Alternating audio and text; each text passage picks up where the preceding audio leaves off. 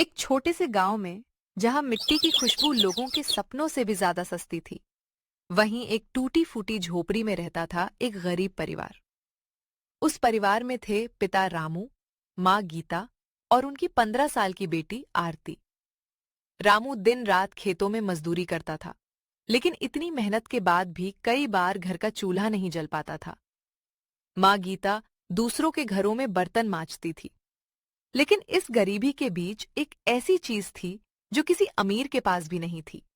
वो थी उनकी बेटी आरती की तेज बुद्धि। आरती गांव के सरकारी स्कूल में पढ़ती थी। फटे हुए बैग, टूटी हुई चप्पल और पुरानी किताबें, लेकिन दिमाग ऐसा कि बड़े बड़े लोग भी उसकी बातों का जवाब नहीं दे पाते थे। एक दिन स्कूल में गणित के शिक्षक ने पूरी कक्षा से एक कठिन सवाल पूछा। कोई भी छात्र जवाब नहीं दे पाया। शिक्षक: क्या इस कक्षा में कोई है जो इसका उत्तर बता सके? पूरी कक्षा शांत थी। तभी पीछे बैठी आरती धीरे धीरे खड़ी हुई। आरती: गुरुजी, अगर अनुमति हो तो मैं कोशिश करूं। हाँ बेटी, बताओ। आरती ने केवल 2 मिनट में पूरा सवाल हल कर दिया। पूरी कक्षा तालियों से गूंज उठी। लेकिन किस्मत शायद अभी उसकी परीक्षा लेना चाहती थी।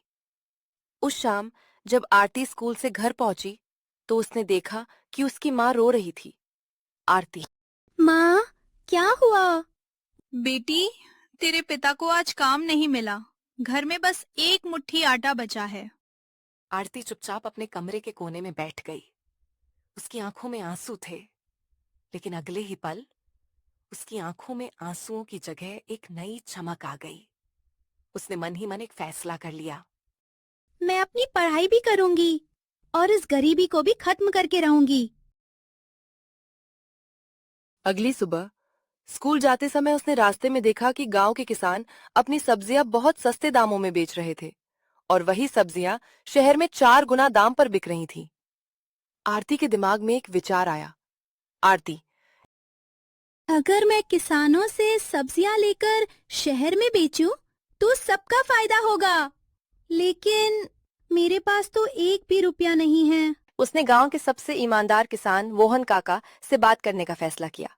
आरती: काका, क्या आप मुझ पर भरोसा करेंगे? क्यों बेटी? आप मुझे उधार में सब्जियां दे दीजिए। मैं शहर में बेचकर शाम तक आपके पैसे लौटा दूंगी। बेटी, तेरी आंखों में मेहनत दिखती है। मैं तुझ पर भरोसा करता हूं। मेरा भरोसा मत तोड़ना बेटी। जाओ, ले जाओ सब्जियां। यही वो पल था जहां से आरती की जिंदगी बदलने वाली थी। सुबह की पहली किरण के साथ ही आरती उठ गई। उसने अपनी पुरानी साइकिल साफ की, एक बड़ा सा टोकरा बांधा और मोहन काका के खेत की ओर चल पड़ी। मोहन काका पहले से ही उसका इंतजार कर रहे थे।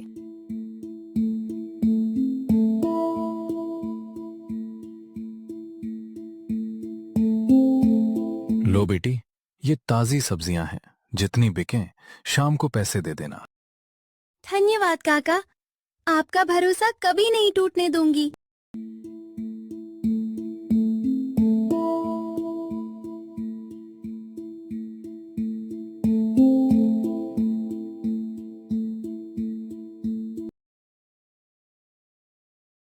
आरती लगभग 20 किलोमीटर दूर शहर के बाजार पहुंची। वहां बड़े बड़े व्यापारी ऊंचे दामों पर सब्जियां बेच रहे थे। आरती ने एक साफ जगह चुनी और मुस्कुराकर आवाज लगाई। ताजी सब्जियां ले लो, खेत से सीधे आपके घर तक। कम दाम, बढ़िया गुणवत्ता। कुछ ही देर में लोग उसकी दुकान पर आने लगे। उसकी ईमानदारी और विनम्रता देखकर ग्राहकों का भरोसा बढ़ता गया। एक बुजुर्ग महिला ने पूछा, बेटी, ये टमाटर इतने सस्ते क्यों? माँ जी, मैं ज्यादा मुनाफा नहीं कमाती। बस इतना चाहती हूँ कि किसान को सही दाम मिले और ग्राहक को अच्छी सब्जी। महिला ने मुस्कुराकर जरूरत से ज्यादा सब्जियां खरीद ली। धीरे धीरे पूरा टोकरा खाली हो गया। शाम तक आरती ने पहली बार अपनी मेहनत से अच्छा मुनाफा कमाया। वो सबसे पहले मोहन काका के पास पहुंची। आरती: काका, ये आपके पूरे पैसे और ये रहा हिसाब। बेटी, आज पहली बार किसी ने उधार लेकर समय पर पैसे लौटाए हैं। लेकिन दूर खड़ा भैरव सिंह ये सब देख रहा था।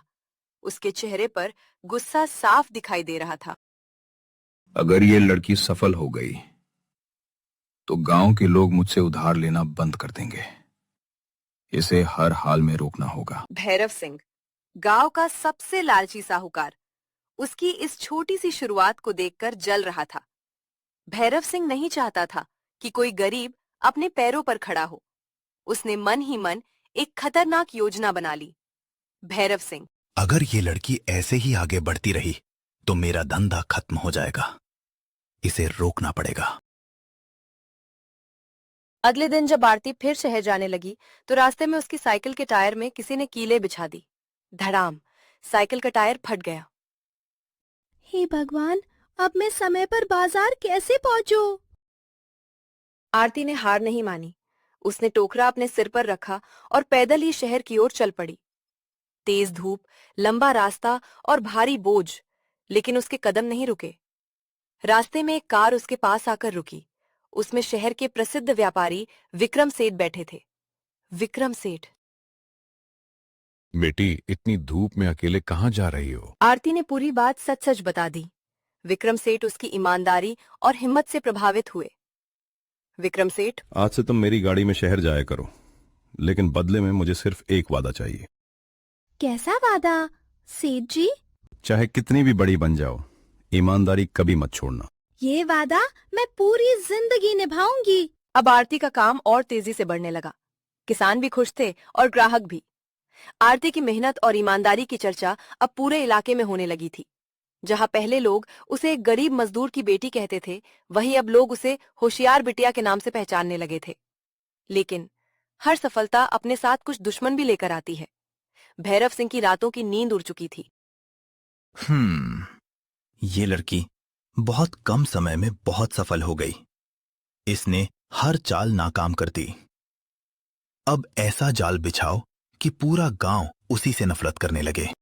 उसने अपने 2 गुंडों कालू और नंदू को बुलाया। मालिक, इस बार कोई गलती नहीं होगी। अगली सुबह शहर का बाजार हमेशा की तरह ग्राहकों से भरा हुआ था। आरती अपनी दुकान पर सब्जियां सजा रही थी। तभी भीड़ में से एक आदमी जोर जोर से चिल्लाने लगा। चोर, चोर, मेरा पैसों से भरा थैला चोरी हो गया। कुछ ही मिनटों में वहां अफरा तफरी मच गई। इसी बीच कालू चुपके से वो थैला आरती के सब्जियों वाले टोकरे के नीचे रख गया। थोड़ी देर बाद 2 नकली गवाह पुलिस को लेकर पहुंचे। पुलिस अधिकारी, किस पे शक है? साहब, मैंने अपनी आंखों से इस लड़की को थैला उठाते देखा है। पुलिस ने आरती का टोकरा देखा। नीचे वही थैला पड़ा था। भीड़ में फुसफुसाहट शुरू हो गई। भीड़, हमें तो ये लड़की बहुत ईमानदार लगती थी, देखो कैसी निकली।